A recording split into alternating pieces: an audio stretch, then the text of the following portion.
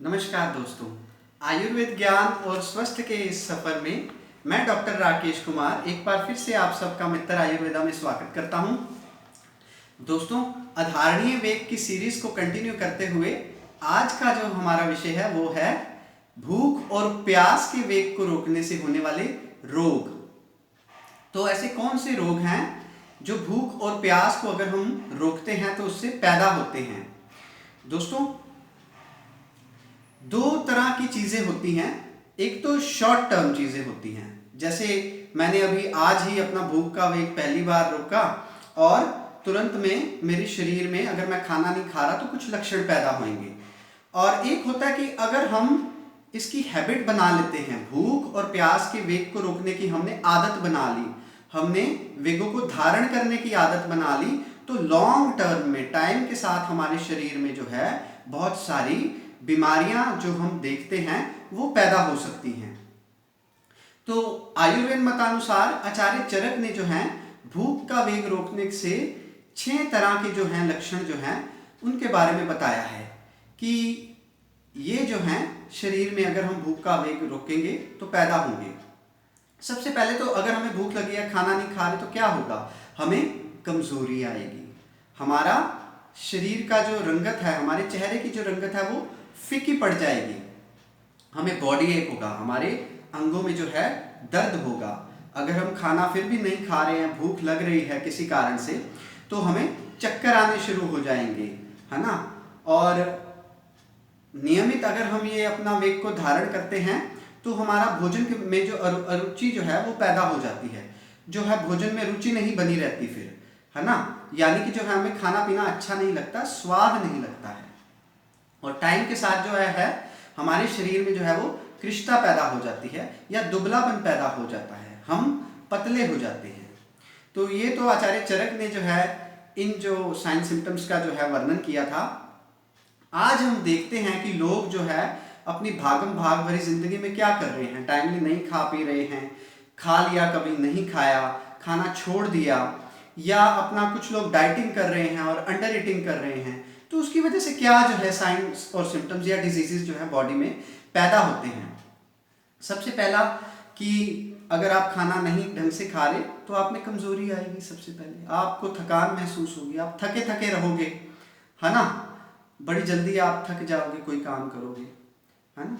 दूसरी बात कि आप में जो दूसरी बीमारियां जो हैं, दूसरी बीमारियों के लक्षण वो प्रकट होंगे, दूसरी बीमारियां जो हैं वो जल्दी पैदा होंगी। जब हम अंडर ईटिंग कर रहे हैं, खाना टाइम से नहीं खा रहे हैं, हमारी बॉडी को न्यूट्रिएंट्स जो हैं जो वो नहीं मिल रहे हैं, हमारी जो डिमांड है उसको पूरा नहीं किया जा रहा है ना, सप्लाई पुअर है, न्यूट्रिशनल डेफिशिएंसीज हो जाएंगी। उसकी वजह से क्या होगा? हमारी इम्यूनिटी डाउन हो जाएगी और बीमारियां आएंगी, है ना। जो तीसरी चीज है वो है बालों का झड़ना, वो भी जो है न्यूट्रिशनल डेफिशिएंसी की वजह से ही होता है।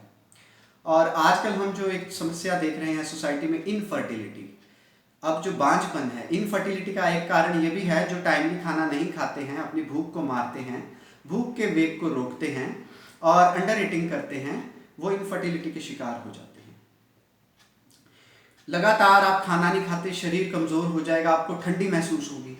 बहुत सारे मरीज आके हमें ओपीडी में कंप्लेन करते हैं, शरीर कमजोर हो गया, ठंड लगती है, तो वो खाने का भी नियमित सेवन जो है वो ढंग से नहीं कर रहे। एक कारण ये भी है, इसलिए ठंड लगती है ना।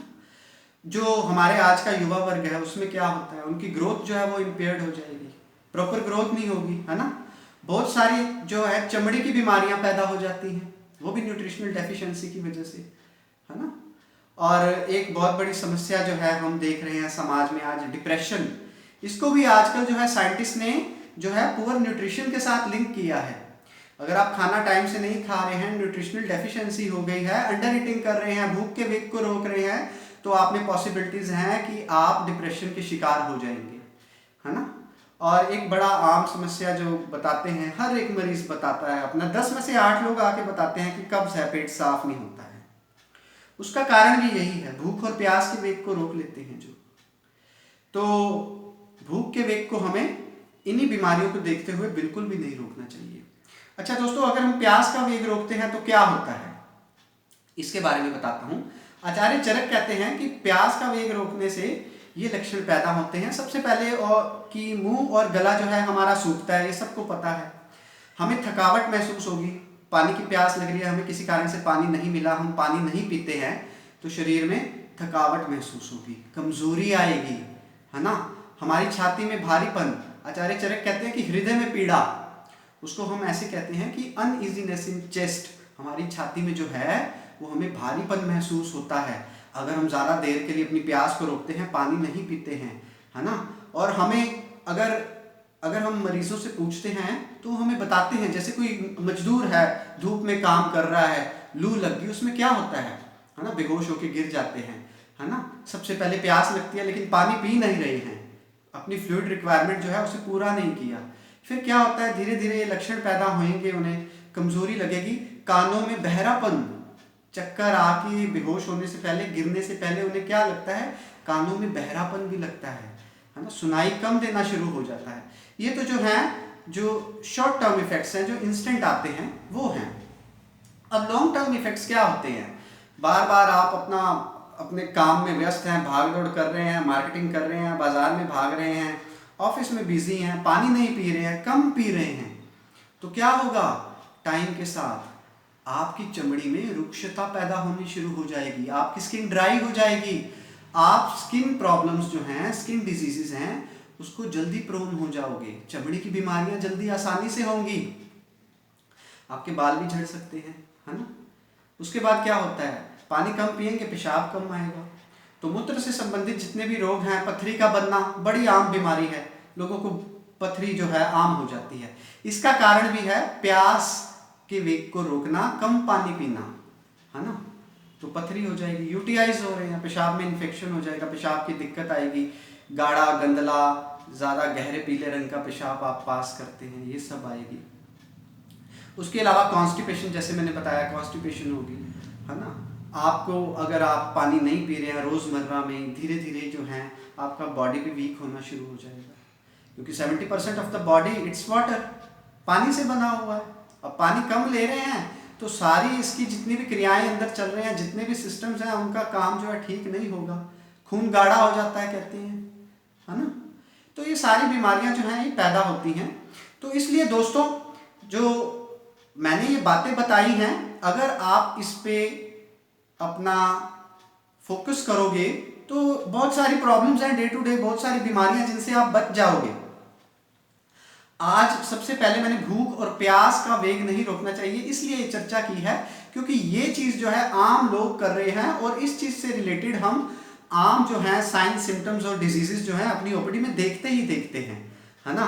तो जागरूक हो जाइए, आज से अपनी भूख और प्यास को बिल्कुल मत रोकिए, टाइम से खाना खाइए, ढंग से खाना खाइए।